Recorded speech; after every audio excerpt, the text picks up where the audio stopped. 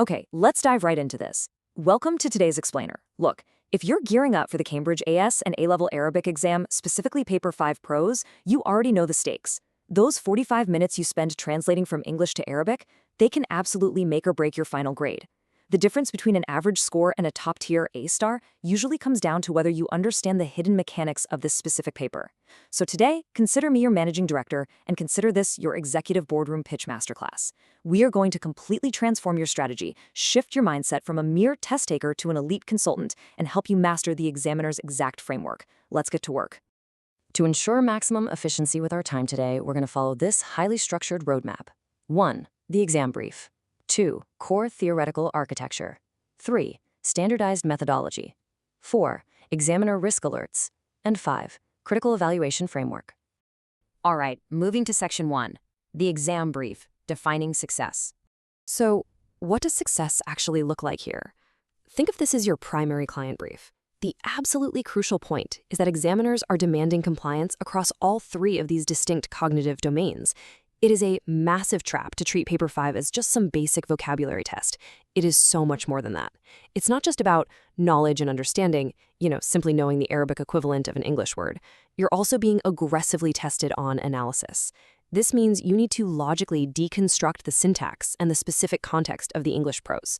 And finally, evaluation. This involves making highly justified, strategic linguistic choices when constructing your final Arabic sentences. You've really got to fire on all three of these cylinders, your core compliance standards, to secure those top-tier marks. Okay, let's slide over to section 2, core theoretical architecture. Now, this perfectly illustrates the core assessment framework that separates the top candidates from everyone else. Cambridge strongly prioritizes deep, structured analytical depth over a wide but superficial breadth of knowledge.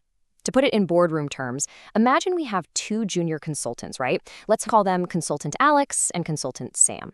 Consultant Alex comes in with excellent data points, a massive vocabulary, but completely fumbles the executive delivery because the underlying sentence structure is weak. On the flip side, Consultant Sam might not use the most obscure words, but the structural credibility and persuasive flow are flawless. Stringing together fancy, complex Arabic vocabulary won't save you if your fundamental logical structure is flawed. Grammar is literally the glue holding your proposal together. Without it, the whole thing collapses. Examiners want to see that you deeply understand the structural mechanics of both languages, rather than just superficially skimming through a dictionary. Building on that need for depth, the principal examiner reports reveals something pretty fascinating. Candidates who integrate their understanding of this paper with other syllabus areas and explicitly establish clear causal relationships in their translations score significantly higher. It's like asking yourself, why does this specific grammatical rule apply here, but not over there? When you can answer that and essentially connect the dots between your wider Arabic studies and the specific prose sitting right in front of you, you're demonstrating a master-level executive grasp of the language. That's how you close the deal. Next up, Section 3, Standardized Methodology Steps. So how do we operationalize this? This is where we debate your structural strategy. Examiners actively reward a systematic, procedural framework, what we call the method mark strategy.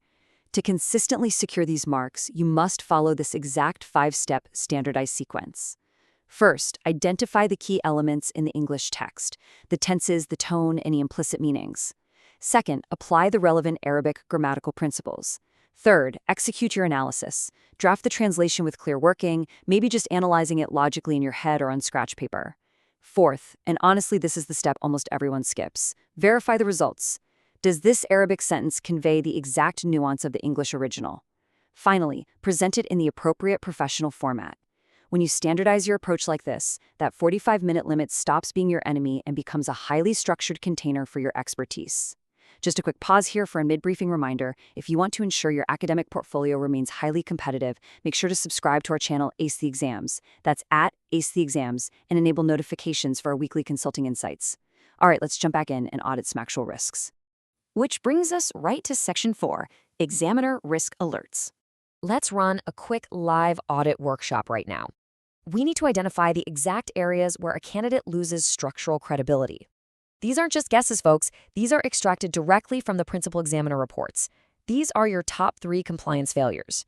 Number 1, vague translations. Examiners want specific, precise details that capture the original text flawlessly. Number 2, ignoring format and presentation. If you hand in messy handwriting or forget paragraph breaks, it just signals a lack of professional care. And number 3, ignoring the context. A single word can mean 5 different things depending on the surrounding sentence. If your translation isn't specific to the given context, boom, you lose the mark immediately. And take a look at this powerful alert straight from the examiners. Always define terms before using them in extended responses. This addresses a massive issue. Examiners consistently note that candidates confuse key terminology and lose marks right out at the gate. It's like going into a pitch meeting and using the wrong industry jargon. You instantly lose the room. So let's define it clearly. Terminology is the specific academic or technical vocabulary that must be explicitly defined to establish your analytical credibility. In the context of Arabic translation, this means relying on the exact technical formal Arabic equivalent, fusa, and definitely not a colloquial substitute. Proving to the examiner that you truly command formal Arabic establishes your authority the very second they start reading your paper. Finally, let's wrap things up with Section 5, Critical Evaluation Framework. Look, you aren't writing an essay here, but you are performing an internal comparative analysis. In your head, under the pressure of the clock, you should always be weighing 2 or 3 different ways to translate a single sentence. Identify the similarities and differences in meaning between those phrasing options.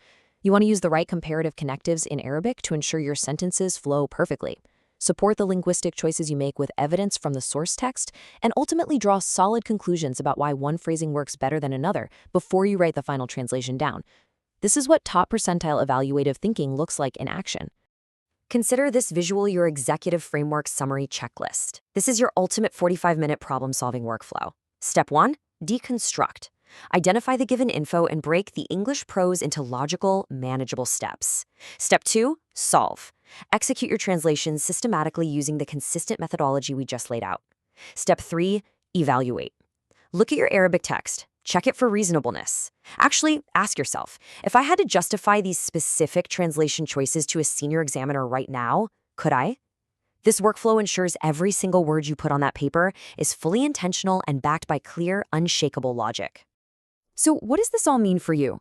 Top-scoring candidates constantly question their own assumptions. They don't just write down the very first translation that pops into their heads.